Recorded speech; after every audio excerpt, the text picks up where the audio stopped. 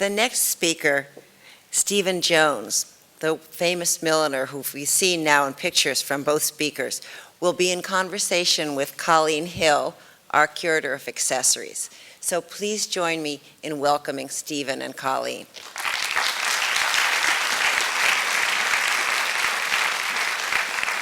Hello. Am I on?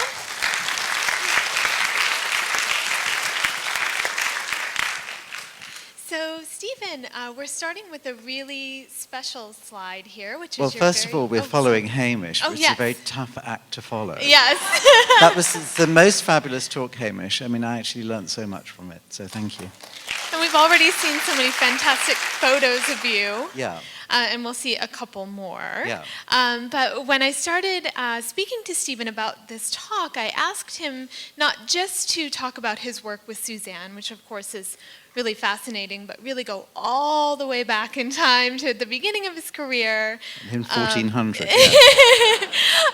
Which begins with this piece here, right? Yeah, this was really the first hat I ever made. The story was that I arrived by chance almost at St. Martin's School of Art, as it was called then, and I had been to a very traditional boys' boarding school, and I couldn't sew.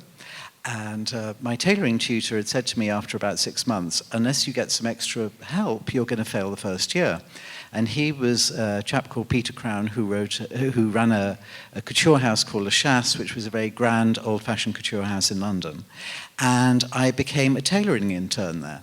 However, the tailors, I don't know, I didn't get on with them very well. They were a bit sort of grumpy. Sorry if there are any tailors in the audience.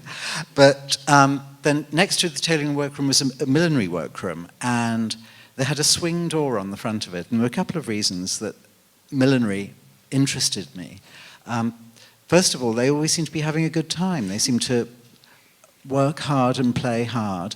And I also noticed there was a giant pot of glue on the table. And I thought, thank heavens, hats aren't sewn together. They're just all stuck together. And little did I know, there's much more hand sewing in a hat, probably, than in a garment. So I asked to be transferred from one department to another. And I went to see Mr. Crown, and he said, well, we have to speak to the head of the workroom.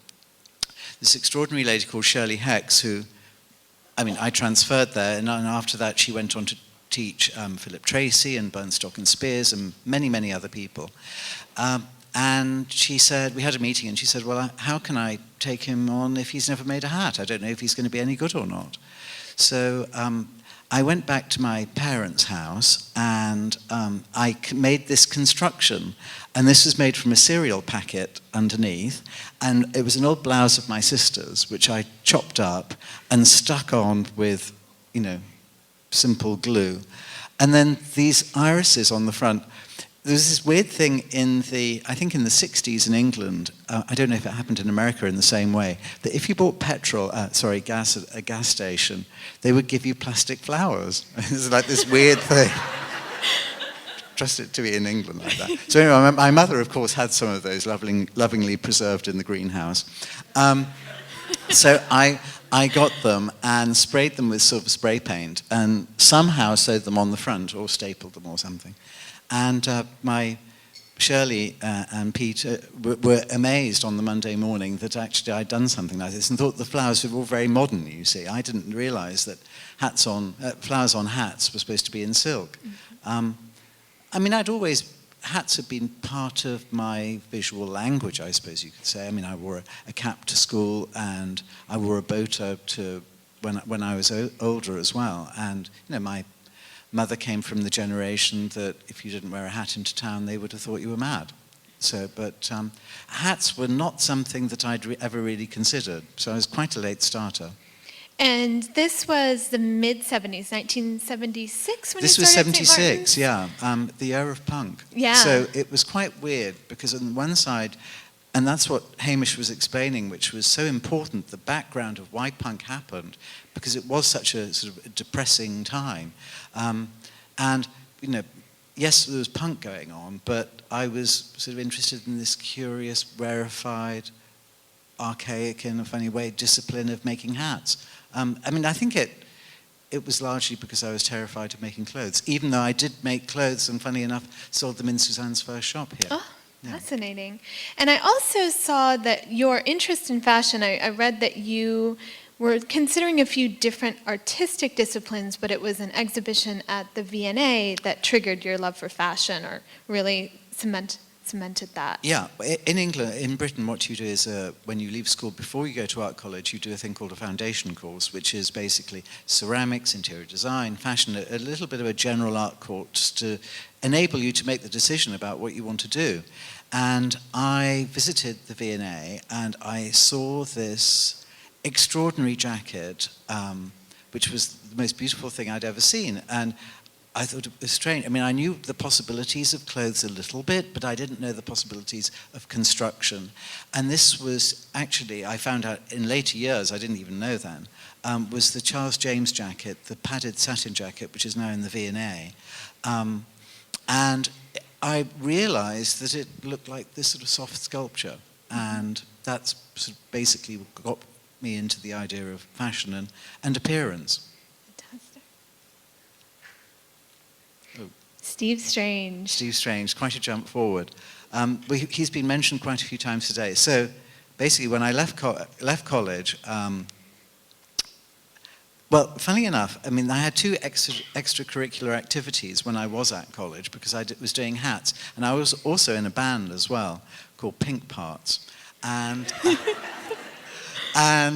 which is not very often publicised, but I've decided to confess all at last. And really, I didn't know. I thought I wasn't going to be a fashion designer, but was I going to be a singer or a milliner? So I decided to sort of be a milliner, but I went to Paris to try and get a job. I couldn't get a job over there. Came back to London. I became a truck driver for a while, and actually started going to the Blitz Club and met Steve, and he was my first ever paying customer. And he bought my first hat. I mean, apart from my mother, she, of course, as everybody who's a fashion student, you know, it's your mum who buys your first outfit. Steve spent £75 on this hat, which it was a fortune, and this was 1980. I mean, it was really quite a lot of money. This, in fact, wasn't the hat. This was the hat which was made for Visage, actually. Mm-hmm. But through him, I got my first shop. He had a day job too, working at this shop called PX, and the basement was unused, and they just moved in there, and he arranged for me to have a little shop there, and it was about the size of this table, and it was actually Andrew Logan and Dougie Fields and a lady called Molly Parkin who did the guest list for the opening of the shop, and they invited about 500 people. And this was going to be watered by a case of cheap white wine, one case of cheap white wine that my parents had bought me, because they thought there were going to be about 15 people.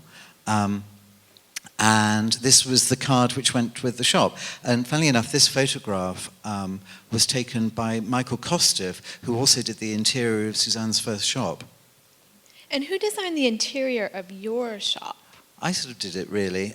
This is this photograph you've just seen before with me. Yes, it was lots of different things, but I definitely loved Casanova at that time.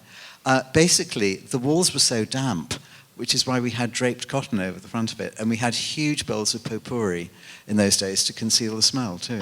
Ah, fascinating. It's all for a reason, you know, it's never arbitrary. And I'm wearing this PX look. That actually I borrowed for the evening because I couldn't afford to buy it. Oh. Mm. And this is Kim Bowen. Funnily enough, you saw a photograph of that hat, another hat. Kim was this extraordinary girl who I met at St. Martin's, and she had so funny, she had these earrings on which were triangles of black plastic, and I went up to her once and I said, "I really like your earrings."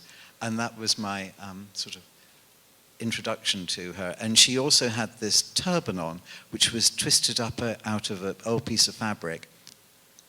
And she sort of became my muse in a way. You know, that's the thing about fashion, that it makes no sense until it's worn. And it's funny, even though nowadays fashion exhibitions are such part of language of fashion, and when you see the exhibition here of Suzanne, whenever I see those clothes, absolutely I see Suzanne in them, normally sort of dancing on top of a glitter box. In my mind, anyway. But Kim never actually danced on the top of a glitter box. She sort of looked serenely in the corner whilst sort of hiding a can of beer behind her, because that's all we could afford to drink. And is it true that you were inspired by Kim and then made hats for her and then later showed them to her? Yeah, that's well researched. Sorry. Yes, I was living at my parents' house in the countryside. This was when I was a truck driver. And every evening I would go home and I would make hats. And then one day, about 6 months later, I had a little minivan at that point, and I drove to Kim's flat in north London, and I opened the back doors, and I said, "Look, Kim, I've made this for you." And it was a collection of about 20 hats with hat boxes, and they were all for her. And she couldn't quite believe it. So much so, she trashed all of them within about 2 weeks or something. Oh. There is one which still exists. But yeah, and we've stayed firm friends over the years. Actually, funny enough, this hat was made from a cushion pattern, a 50s cushion pattern. Oh, but I it know was exactly what you mean. made in silk velvet that I'd bought from a company called Rain, which were the Queen's shoemaker. Oh, yes. Yeah, of course. Your first magazine cover? Yeah, that was the first magazine cover, first proper one. The one I'd had before that, funnily enough, and we don't have a picture of it, my first cover was actually Mario's first cover, Mario Testino's first cover, for a giveaway magazine called Miss London. But this is a magazine you actually had to pay money for. And this was that sort of wonderful new romantic sort of pixie outfit. And this is Jenny Howarth, the beautiful Jenny Howarth, whose daughter's modelling nowadays. She lives in New York. And this was sort of an origami-esque, as I used to call it then, hat. And this is, in fact, one of my dresses as well, which was pleated vinyl. How long did you design fashion? Well, I've been doing women's fashion at college. And in fact, because my millinery was an extracurricular activity, it wasn't actually considered part of the college course, and I have to say my college tried to fail me on that. I didn't particularly get on with my tutors, unlike John, who was their darling. And so, but actually I was doing women's fashion. I showed fashion in my final degree collection, and I carried on for about 2 or 3 years, largely working with the idea of pleats. And one of the jobs that when I went to Paris when I first left college, I actually went for a job at Madame Grey. She was still alive then and still working, and I went to her salon in the Place Vendôme. And actually it was quite funny because I walked into the salon and I saw her at the distance, and there was an incredibly icy secretary said, "Yes, sir, can I help you?" And I said, "I have an appointment as a studio assistant for Madame Grey." And then there was some sort of, she went away and came back and she said, "No, I think you must be mistaken. You don't have an appointment here." Ooh. So I still love pleats, and I still love Madame Grey, even though I was rejected. And so I was making hats, and amazingly enough, I mean, it was the weirdest thing to go into, but I started to sell them actually quite well, and hats were very much part of the language of dressing up. And I knew Jasper Conran, and he became my first designer client. And this was not his first show, but I mean, I'd had a certain amount of instruction, but a lot of it was really self-taught. Shirley, I was very concerned about that. And Shirley, I'd been working with Shirley for about 6 months, being an intern. And she said, "Well, you need to go and do your own thing now." I said, "What do you mean? I hardly know anything." And she said, "Look, I can teach you how to make hats, but the hats which are interesting, the hats that you make from start to finish, I don't want to influence you too much." And it was great that she really sort of pushed me out of the nest and forced me to do my own thing. So, I couldn't have hat blocks made. I used to use and still do old saucepans, and, you could make a lovely hat off that bottle or this chair or, whatever. It's, in a funny way, we were talking about earlier about club kids, and Hamish was talking about everything. Nobody had any money, so everything was homemade. And still, that's a very, very good approach. I'm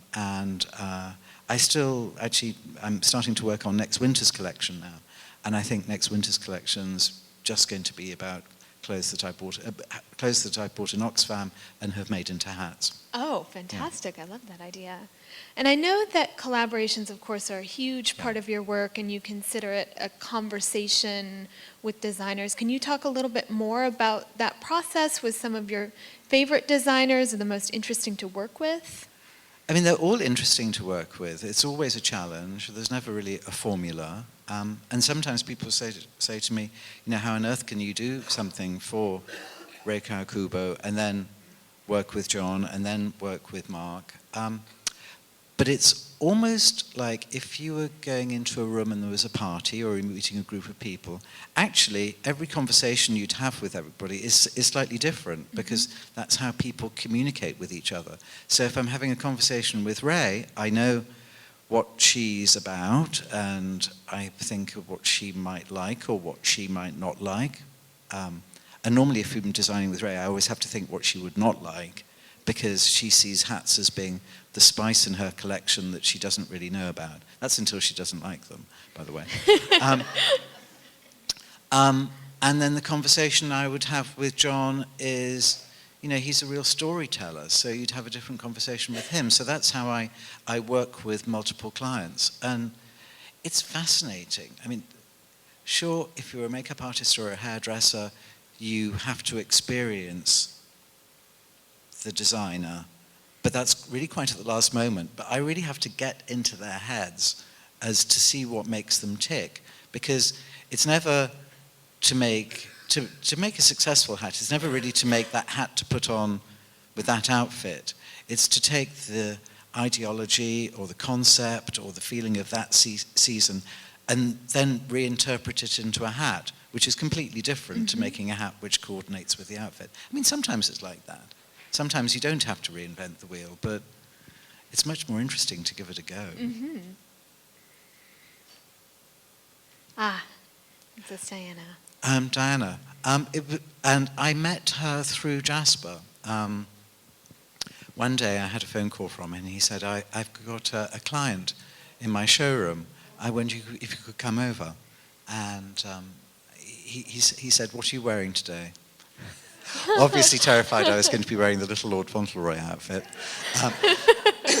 And I can't remember, but, I was reasonably well dressed. And so I arrived there in about 15 minutes. And I went into the fitting room, and this person turned around, and it was the Princess of Wales. And at that time, she was, without question, the most famous person in the world.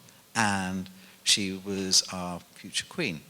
So I was absolutely amazed, but she put me completely at ease. And I made quite a few hats for her. Often enough, not hats which were seen publicly, though hats for her private usage, on Balmoral. And a lot of them are sort of little soft berets and things like this, which are quite unassuming, which were about her as opposed to the occasion that she would be attending. And of course, she was an especially fashionable royal, so what did this do for your career? This was still quite early on. At the time, I didn't really realize. I thought, ooh, great, fantastic. And where's Steve? And then, funnily enough, I made Steve Strange very similar hats to the ones, the little Lord Fauntleroy beret that I was making for the scene was actually the same pattern,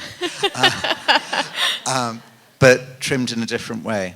But, the whole London, Paris, everything was sort of my oyster at the same time. I mean, it was such an exciting time for me. And I had started, around this time, I had just started to work in Paris too. It was strange. I was sort of strangely dissatisfied with London. I'd been working hard, but I don't know, I did and I still do think the center of the fashion world is Paris and the Place Vendôme. And how long were you in your original shop for?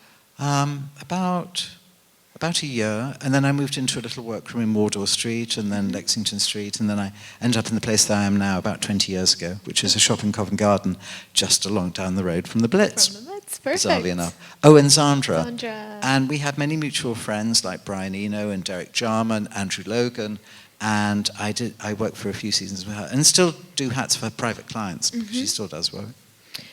And I know some of your early work, what did you call it? Space Age Tutor? Is that what you... Space Age Tutor, yeah. So kind of working on in that vein. And then, of course, your big Tatler cover. Oh yeah, and this was Terence Donovan picture, and I had met Michael Roberts, who then was fashion editor of Tatler magazine, and it was being edited by Tina Brown, and she'd assembled together a dream team of those two, and a man called Miles Chapman, who was chief sub-editor, and who was described as, I remember this, turning Morris Minor copy into Exocet missiles.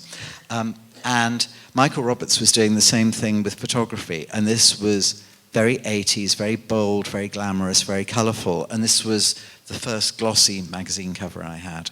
And I still love it, all these years down the line. And was this around the same time I read that the V&A approached you to start collecting your work? Yeah, they asked me if they could purchase a hat of mine, and I couldn't quite believe it, and I thought, well, I can retire now, can't I? But 30 years, 50 years later or whatever. So you'd already really come full circle in just a few years. Yeah, from being but it's funny inspired by that them. hats are very much about wearing them, but people love to look at them as well.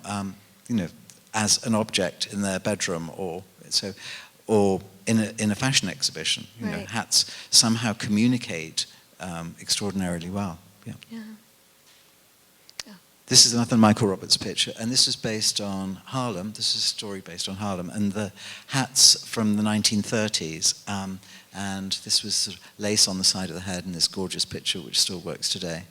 It's so funny, hats are about time. I mean, there are futuristic hats, and there's hats from the past too, but it's lovely when you actually don't think of those divisions. I agree, yeah, and this photograph is so timeless in a way. And this is another timeless one. Yes. Yeah. Yeah, and you told me a very fun story about the way that this hat is worn by Angelica Houston in this photograph. Well, actually, it's sort of a cloche, and it was inspired by the Balenciaga famous bridal hat of, Hamish, you can correct me on this, 1965, 64, 65.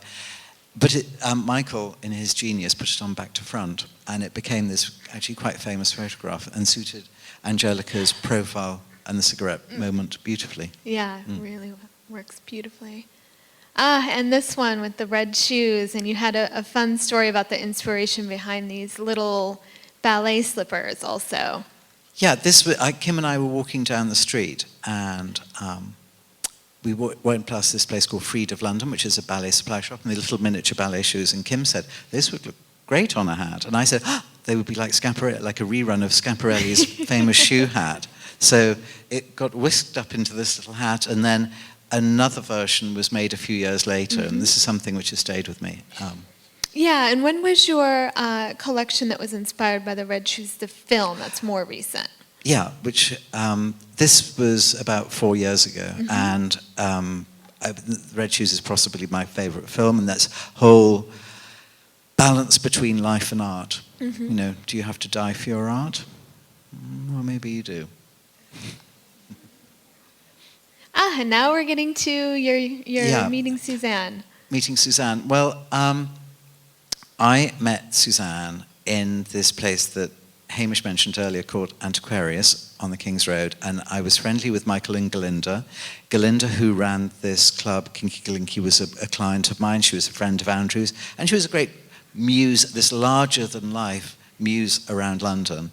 And at that time, Suzanne was, I don't know if she's here at the moment, she'd probably kill me, but sort of slightly Galinda's, not say understudy, but Galinda was showing her how to do it. When you come to a big city, you need to have somebody to show how to get into a club, how to dress up, how to do the whole thing. And Galinda had sort of taken Suzanne under her wing. But Suzanne had her own unique energy, which everybody recognized. And we all loved her. But funny enough, her time in London seemed to be quite short. And very, very quickly, she was sort of going to New York all the time. I think she was always wanted to be on the move, certainly. And this was her, when I first knew her on the left, and this was her wearing one of my hats with Patrick Hughes, her then boyfriend, and I don't know if this is in London or in their apartment at the Chelsea Hotel. Do you know how long it was that you knew Suzanne before she wore one of your hats? Oh, it was fairly immediate. Yeah. Yeah. Came over She to the was hot shop and and so picked was something I. out. And she loved dressing up. You know, she just loved clothes being her self-expression. And that's also, I think, something that I learned from her too. Mm-hmm. And she organised this incredible show called New London in New York, and 2 shows here. And it was extraordinary how she became almost this entrepreneur for British fashion. And we did not only this show, but we did a show in Tokyo. We did 2 shows in New York and a show in Tokyo. And why did she do it? For the love of it, for the excitement of it, for her belief in all of us, and Rachel, who's here, I know, and Lee, and Body Map, and all these different people. I mean, she didn't get paid for it. She just thought it was a great thing to do. Did you travel to New York for this? Yes, I Okay. did, for this first show. And this was some publicity on it, and this is Apollonia Von Ravenstone, incredible model, who, because she was wearing one of my hats, I thought I'd really arrived here. And then you were in the New York Times, so obviously you had. Yeah, and so there was lots of publicity. Everybody thought it was really like the new thing. But we were in London at that time. We were in awe of New York, because it was in New York that everything was done sort of properly in a big scale. We felt like the understudies. So it really felt like a British invasion. And I have to say, all the New York club people were really hospitable to us. You know, the studio had gone, and there was Area coming up, and Danceteria, and all these places. And subsequently, I did my own show in the Palladium at midnight, and did this huge fashion show. But for us, living in Little England, New York, the streets of New York were always paved with gold. Mm-hmm. And this was really until, and I know we're jumping, until suddenly we heard about people dying in San Francisco in particular, and then in New York. And this exhibition has achieved many things. It's shown how Suzanne is this extraordinary entrepreneur, her love of life and her vivacity, her showmanship, her chic, her inventiveness. But I don't think it's ever been really acknowledged of the fact that when she did the Love Ball, she was really some of the first fundraisers here in America who were actually raising money for HIV and AIDS, when a lot of the world really didn't know what on earth it was, and she was extremely brave in doing that, and has never really been acknowledged. So thank you, Suzanne, if you're here. Her raising awareness, I think, is why many people, especially gay men, are alive today. Anyway, moving swiftly on. So this is Suzanne's first shop, as designed by Michael Kostiff. And I was staying with my friend Larry Williams. I think Michael was staying with Terry Doctor. And she constructed this place, and it was one of the first shops down there. I don't think there were any other shops down there in Thompson Street. It was a fashion wasteland. Unlike today, where it's fashion central. And this was her in the shop, looking very serious, and wearing this particular hat, which, this isn't the real one, but I recreated it for today, and there's some other pictures of it later on. If we move on to the next picture. Sure. This was Details magazine, as it used to be, before Condé Nast bought it, and this was Suzanne, and I don't know if this was the first cover or the second cover, but this was a magazine which was a sort of a downtown magazine started by Annie Flanders, and it features Suzanne and a large story on Suzanne. And here is this hat again. And Ronnie Cook Newhouse, who was the art director of the magazine and actually wrote this article on Suzanne, I happened to have dinner with her a few days ago, and she said, you know the strange thing about this, she said she'd never knew Suzanne, she didn't know anything about the subject, but found her amazing. This is Susanne going swimming every morning. And there was a thing, what did I call it? Was it Pull quote. A pull quote. This is actually the first time that a pull quote was ever used in a magazine ever. Before this, the headlines or the titles would always be done by sub-editors, but they didn't actually have a sub-editor, so they just took words from the interview and put them large on the I only have these pages because these are ones with my hats on. I didn't actually bring the others. But the pull quotes, which are used in this, was the first time it was ever used in a magazine, and they're still used nowadays. And you can't see here, but Ronnie said to me that her favourite one was Susanne was a bit upset because she hadn't had time to dye her armpits black.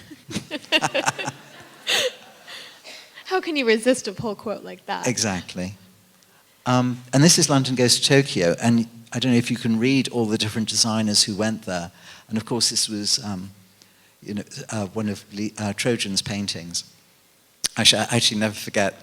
Funniest thing, it was every year there was a thing called the Fashion Foundation, which was run by Hanai Mori, who was one of the biggest Japanese designers, and certainly most successful at the time. She was the generation before Issey Miyake and Kenzo, and she'd shown haute couture in Paris.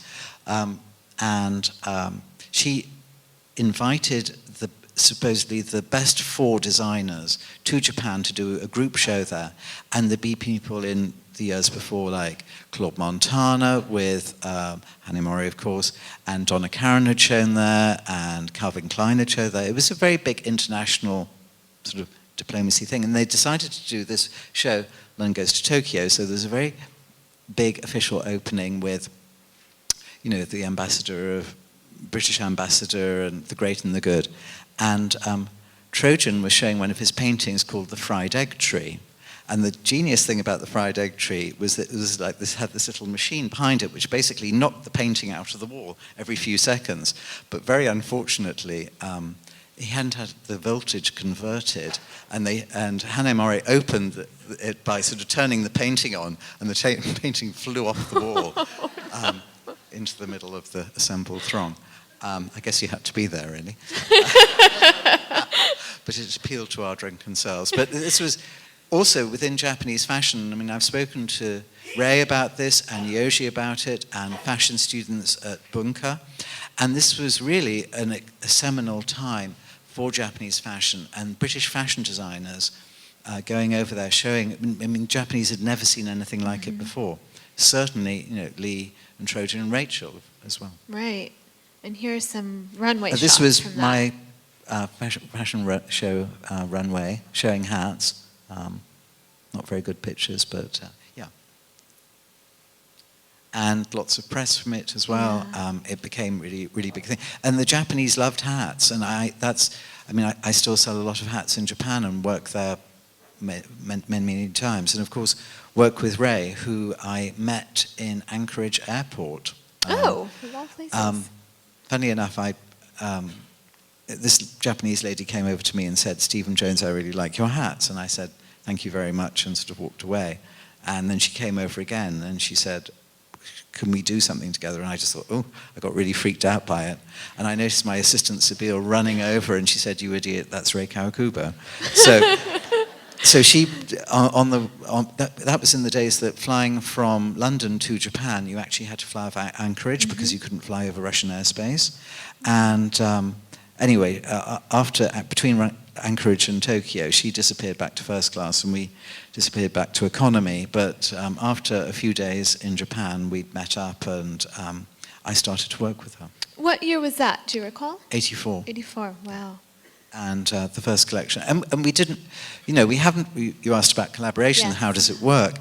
We haven't worked with each other every season by any means. And in fact, in the early days, it was quite complicated because this was even pre-fax. So if I did a sketch, we could have a phone call, but if I did a sketch, it would take a week for the sketch to go to Japan because it had to be duty, it had to be declared and, go on air transport. And, within this world of fashion, I mean, even then, a week was a long time for me to do a drawing, her to accept it, maybe draw on top of my drawing or say yes or no, and it just took forever. So we stopped working together, but then restarted again about 10 years ago. And I heard that occasionally she'll give you something like 2 words to base your designs on. Or no words. Or no words. Once I got a fax from her saying, just written in her handwriting, saying, there is no brief. And I said, well, what do you mean there is no brief? And she said, there's no brief. And that's why I said that if I do something that I think that she would like, or something which I think is comme des garçons, or using current ideology of comme des garçons, she won't like it. But if I do something which I think might annoy her, she might like that. But, you know, every time is like the first time. I take the hats out of the box and show them to her. And, you know, sometimes it's yes, yes, yes, but quite often it's no, no, no, no, no. Right. And she doesn't like them.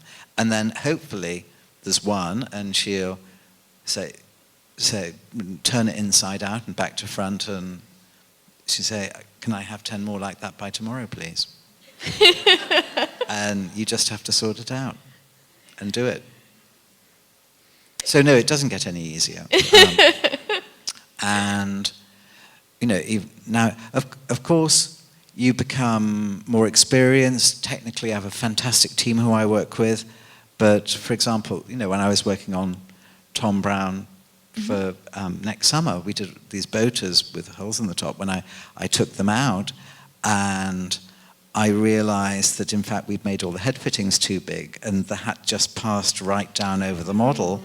And it was 24 hours to the show. I realized we had to have a major rethink.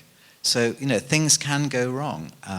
It's not plain sailing. Right. It keeps you on your toes. Well, they turned out fabulously. So. Yeah, thank you. Yeah, I was very pleased with them too. And then here is you just a few weeks ago at the opening for the Susanne Bartsch exhibition. So here you are with Susanne in a very fun photograph in your own hat, I would presume. Yeah, this was the crazy opening. And it's great to be here with Susanne. You know, I said to Hamish just before the talk, whoever imagined we would be here doing this now? Yeah, it's really fantastic. And then I'm going to flip back to the image of this hat, which, as Stephen mentioned, he has recreated for us. So it's really fantastic to see this in the round, in life. Yeah, and this is a straw actually from the time. I still did have one left from like wonderful. Ages and ages ago. But then with Kane, are you going to model it? I would love to model it. Hang on. I've seen Stephen put hats on audience members and others before, and it's a really fun experience, so I'm going to selfishly take it this time.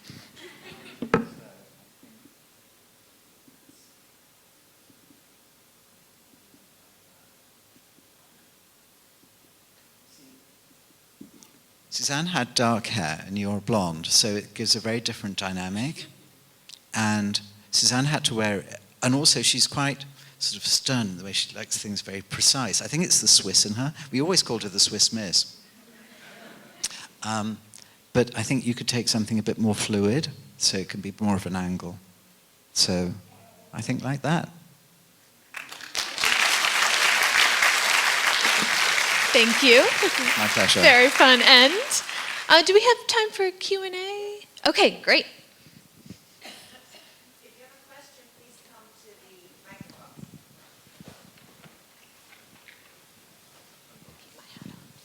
Yeah, keep that hat on. Sorry. I hope I'm not making a mistake, and I do want to thank you for your presentation today. It was phenomenal. But didn't you do the work that was in China through the looking glass? Oh, yes, I did do. Incredible. I must congratulate you. It was phenomenal. Thank you. It was an amazing honor to be asked to do it, and a challenge, and it completely freaked me out too. Andrew Bolton, who I've known for quite a long time, had asked me about a year ago, would I like to be involved? And we only eventually decided on my involvement in January, and everything had to be ready for the middle of April. That was to do research, drawings, make them, you know, all of that. And you know, everybody at the Met had been working on this and developing the ideas for, I don't know, 2 years or something. And then I had to come along and do what I thought was a very amateur research, and I said to Andrew, I can't believe it. We're going to have the Chinese community in particular coming around looking at these things, and I've done these like terrible versions of them. I'm as guilty as the Westerners from previous centuries plagiarizing Chinese and Asian culture. And he said, but that's exactly what it is. It's all about the misunderstanding and the beauty in the misunderstanding as well. So then I quite relaxed. But I had a great team working with me, and it was amazing to install it. And also extraordinary to meet the curators who were bringing those clothes in from around the world. You know, the sort of the ancient Chinese garments,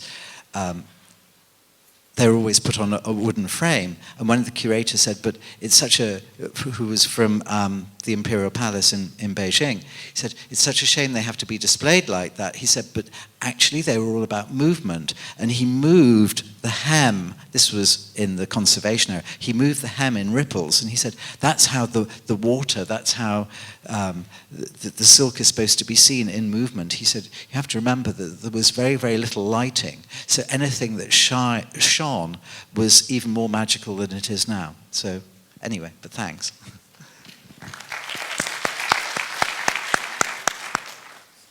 Thank you so much, first of all, for your contribution to fashion and the accessory industry. My name is Jamie Pesaveno, and I'm an alumni from MFIT. I studied millinery here under Miss Anna Brizio, but my question is, Stephen, do you prefer working hands-on directly with your material, or are you more of a sketcher and then go and design your product? Good question, because in fact, so many milliners arrive to be milliners because they prefer to work in 3D rather than 2D. There's very much something about sculpting directly on a stand. I, in fact, draw all the time. I mean, I wasn't a natural drawer either. I was very much taught how to draw. But for me, hats have always been about communication and working internationally. So I've always had to be able to post my designs, fax my designs, email my designs to clients all around the world. So I draw.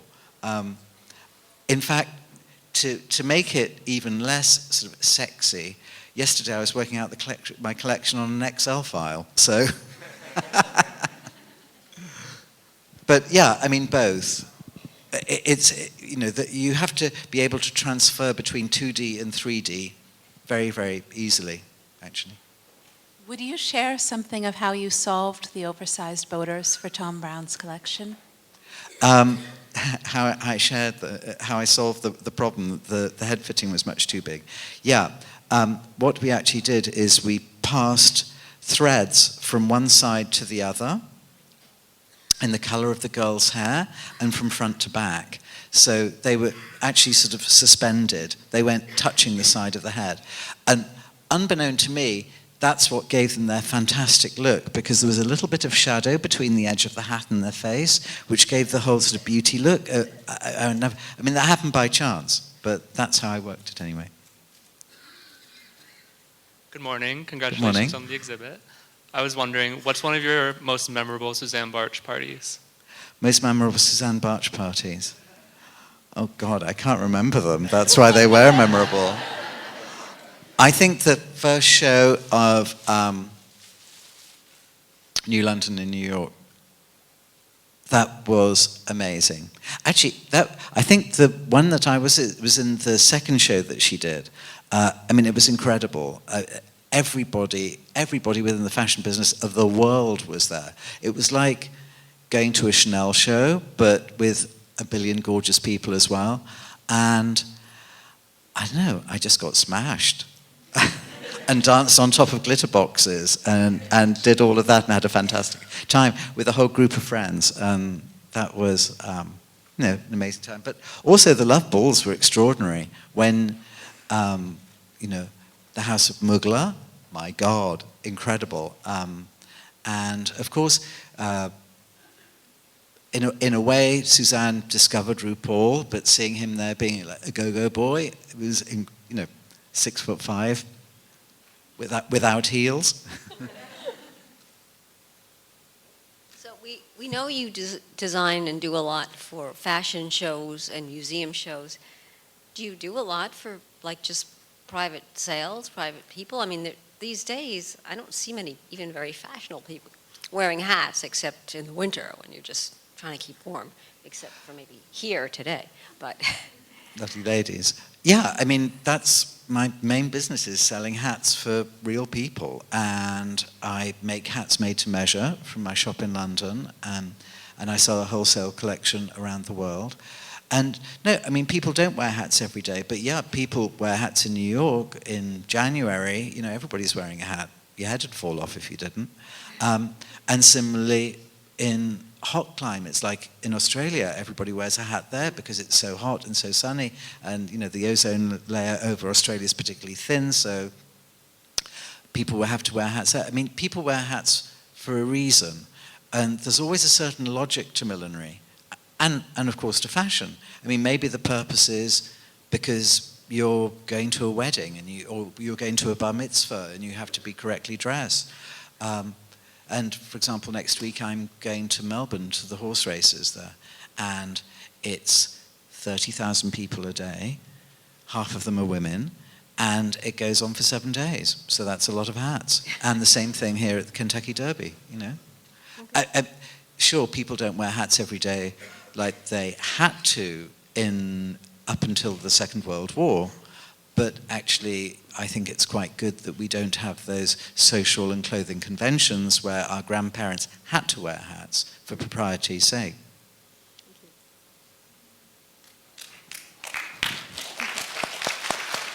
Hi, it's an honor to meet you and wonderful presentation. I just wanted to ask, after hearing your organic process to becoming a milliner, second to FIT, where else would you suggest for the education of millinery? Education in millinery. Well, London, there's some good courses there at Kensington and Chelsea College. There's a very good millinery course there. I know they teach them millinery at the Bunker in Tokyo as well. What was the one in Tokyo? Bunker, B-U-N-K-A, which is their big fashion college there. They have millinery courses there.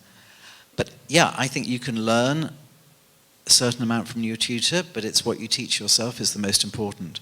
Because people always say, what's the secret to fashion design? The secret to fashion design is being true to yourself and putting yourself into whatever you create.